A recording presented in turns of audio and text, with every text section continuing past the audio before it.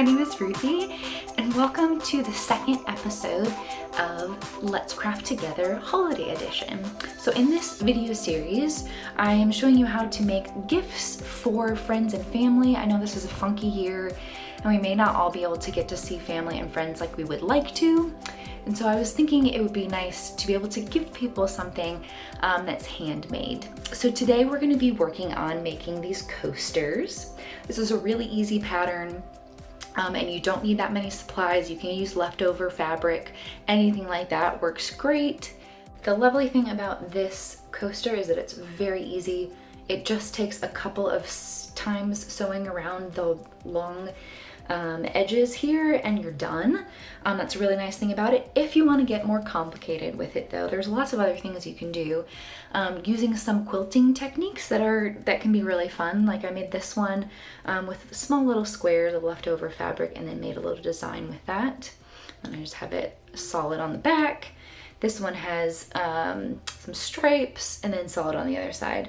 There are a bunch of great books in the library too that can help you piece together fabric, and you can sort of adjust it from a large quilt size down smaller. This is a great way too if you're wanting to get into quilting, but don't necessarily want to make a larger quilt. This is a great way to practice some of those skills. So I just wanted to show you some books that I like. This one, the FUSSY Cutters Club, is really great, and it actually has a pattern for these really cool coasters in hexagon shape, so that's nice. There are other books too. There are tons of quilting books, but I really like this one too, Simply Retro. It has you take simple quilting designs and make them into new cool designs. So this is one of the ones that I really liked. Again, a hexagon with some triangles mixed in there.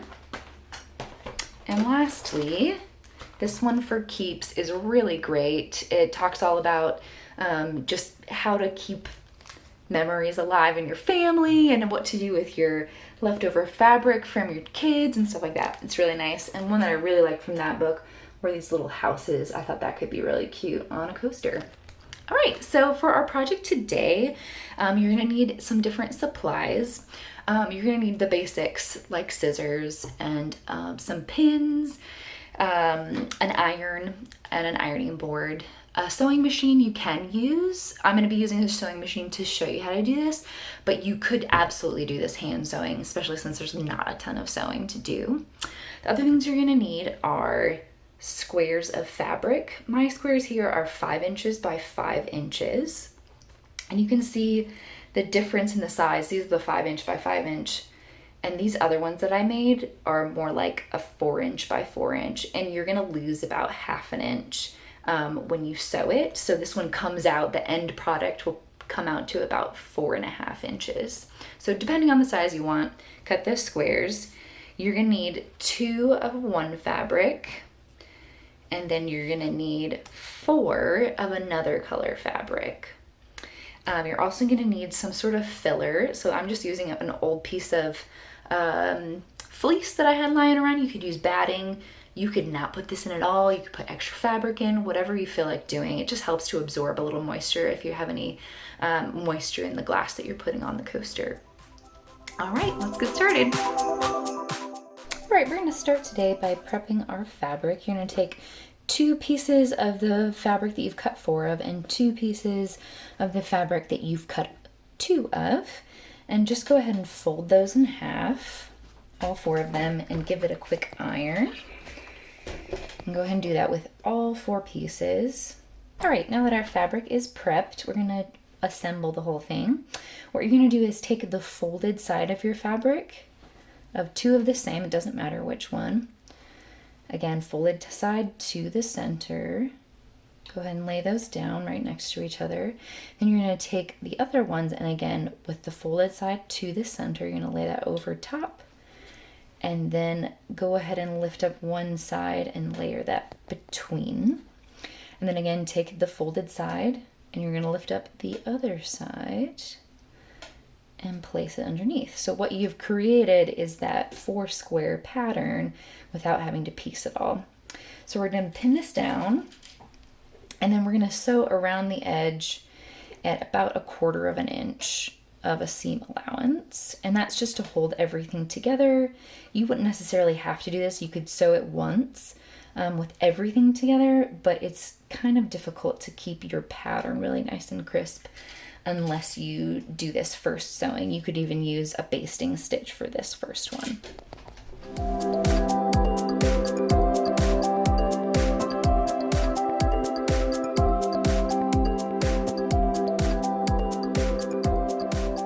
Alright, so now that we have this 4-piece all sewn and held into place for us, we're going to assemble the whole coaster, and we're going to take those other 2 pieces of fabric that you cut, and what we're going to do is sandwich our fleece or whatever batting or whatever you were going to use in between those 2 pieces, and you want the uglier side of the fabric towards the fleece, and same on the other side. Sandwich that together so you can see both of the nicer sides of the fabric. And then we're going to place the design piece right on top. And then just go ahead and pin that down. And what we're going to do is sew all the way around the edge again. And you can use about 4/8 to a 3/8 of an inch seam allowance on this. And that's just so that we're not showing any of this sewing that we did from that other seam. And then we are nearly finished. Alright, so we're sewing around the perimeter here. And you just got to be a little bit patient with this because you have a lot of layers of fabric here, and it can be a little bit rough to get through. I like to start a little bit in from the edge there because then I have a little bit of room to work with. And I'm not starting right on that corner. It's just easier not to start on a corner. All right, so we're gonna go down one side.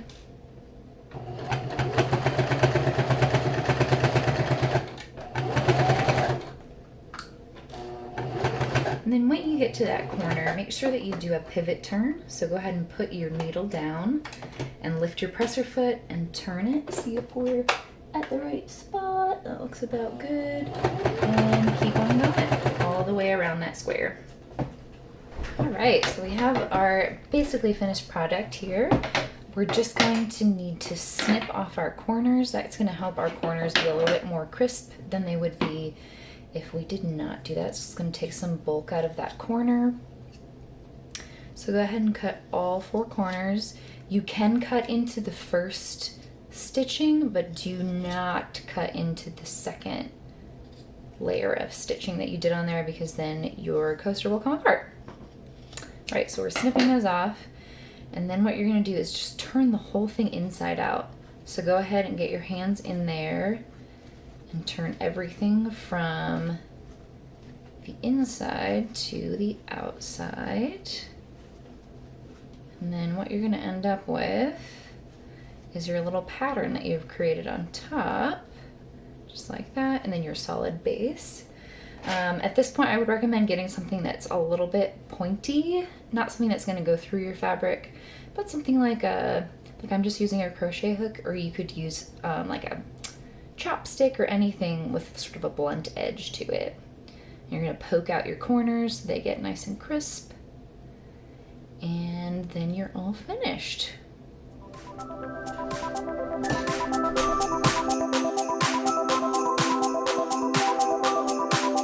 Alright, there we are, our finished coaster. Thank you so much for joining me today, and please join me next week, next Wednesday, when we'll have our 3rd project. And then through the beginning of December, we'll have new projects on Wednesdays. All right, happy crafting!